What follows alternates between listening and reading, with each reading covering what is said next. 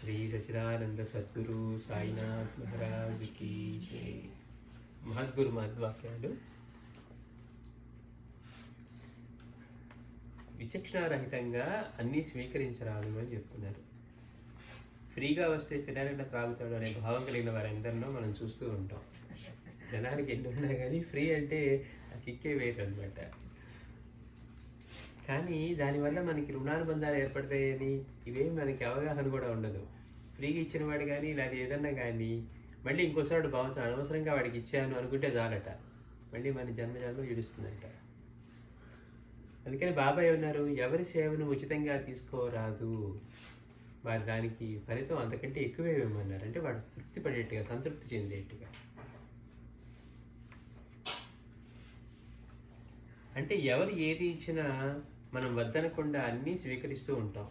ఇది చాలా పొరపాటు.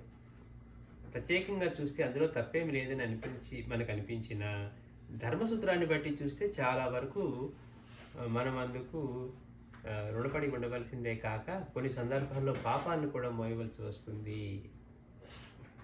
దీన్ని ధృవపరుస్తూ ఒకసారి ఒక అజ్ఞాత వ్యక్తి గుప్తదానంగా స్వామివారికి ఒక్కొక్క కిలో బరువు గల 2 బంగారు పళ్ళాలు సమర్పించాడు.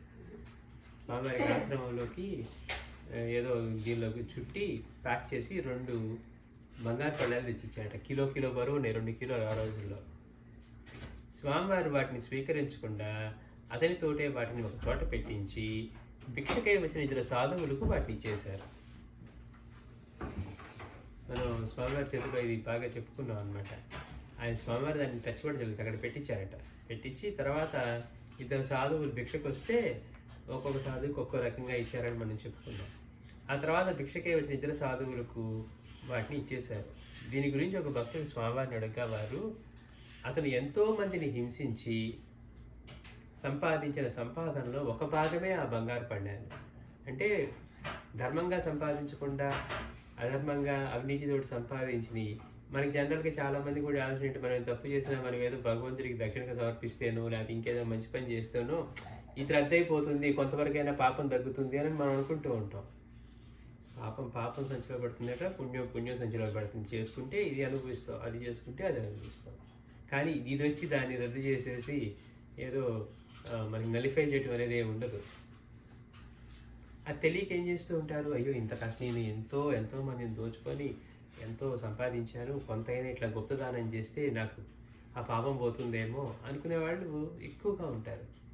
ఇతను కూడా అట్లాంటి వాడే. వచ్చి స్వామివారికి 2 కిలోలు బంగారు పళ్ళాలు ఇవ్వడానికి వస్తే స్వామివారి దాన్ని తాకకుండా అక్కడ పెట్టించి తర్వాత వచ్చిన ఇద్దరు భిక్షగాళ్ళకి వాళ్ళని తీసుకెళ్ళమని చెప్పారట. అప్పుడు స్వామి ఎందుకు అలా చేశారని అడిగితే, అతను ఎంతో మందిని హింసించి సంపాదించిన సంపాదనలో ఒక భాగమే ఆ బంగారు పళ్ళాలు. అలాంటి వస్తువులు మాకు నిషిద్ధం. స్వామివారికి ఏం కావాలి, భక్తితో సమర్పించేది ఏదైనా కానీ, ఎవరైనా కానీ ఏదైనా వస్తువుని ఎవరి వద్ద నుండైనా స్వీకరించే ముందు ఆ వస్తువు ఇచ్చే వారి యొక్క గుణగుణాల గురించి తెలుసుకొని వాటిని స్వీకరించాలి. అంతే తప్పించి ఎవరి నుంచి వారి దగ్గర నుంచి తీసుకోవటం. అందుకే మన గురుచేతులు చెప్తారు, ఎక్కడెక్కడ భోజనం చేయొచ్చు, ఎలాంటివి తీసుకోవచ్చు, ఏ టైంలో దానాలు తీసుకోవచ్చు, అంతా దానికి ఒక శాస్త్రమే ఉంది. అందుకని ఫ్రీగా వచ్చింది కదా తీసుకుంటే ఏమైంది అని అనుకున్నాం అనుకోండి, మళ్ళీ మనల్ని లాగిపెట్టి ఈడ్చి జన్మల ఆ రుణం తీసినట్టుగా చేస్తుంది అనమాట. అందుకని ఎవరి దగ్గర నుంచి అయినా ఏదైనా వస్తువును స్వీకరించే ముందు ఆ వస్తువు ఇచ్చేవారి యొక్క గుణగుణాల గురించి తెలుసుకొని వాటిని స్వీకరించాలి అని బోధించారు.